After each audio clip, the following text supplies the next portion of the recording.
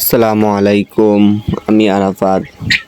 এই যে পাখিটা দেখতেছেন, এটা একটা কোয়েল পাখি, রানিং কোয়েল পাখি। এটা একটা পুরুষ পাখি ছিল, এটা মারা গেছে। তো কি কারণে মারা যায় জানি না। আজকে গতকাল আমি বাড়িতে ছিলাম না, তার কারণে পাখিগুলা মারা যায়, একটা পাখি মারা যায়।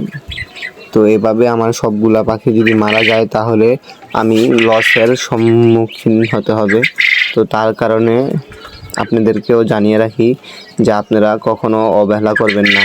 একটা পাখি যদি মারা যায় তাহলে মানে এমনও হতে পারে এই পাখিটার দেখা দেখি সবগুলা পাখি মারা যেতে পারে। তো তখন আপনারা কি করবেন, দেখবেন যে পাখিগুলা সুস্থ আছে কিনা। যদি সুস্থ থাকে তাহলে আলহামদুলিল্লাহ ভালো, যদি সুস্থ না থাকে অবশ্যই ওদেরকে ওষুধ দিতে হবে। তো এমনিতে আমার সবগুলা পাখি সুস্থ। তো আমার কেন জানি মনে হয় যে পাখিটা ঠান্ডার কারণে মারা গেছে।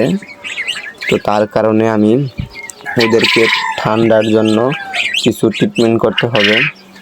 তো আমি ঠান্ডার জন্য ওদেরকে রেনামাইসিন ট্যাবলেট দিয়ে দিব।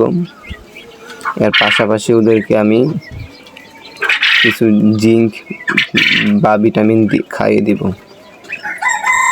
তো আমি ঘরে এসে দেখলাম ইনকিউবেটারে ঠিক আছে কি না। ইনকিউবেটারে আমি আবার কিছু দেশি মুরগির ডিম এবং চীন হাঁসের ডিম দিয়েছিলাম।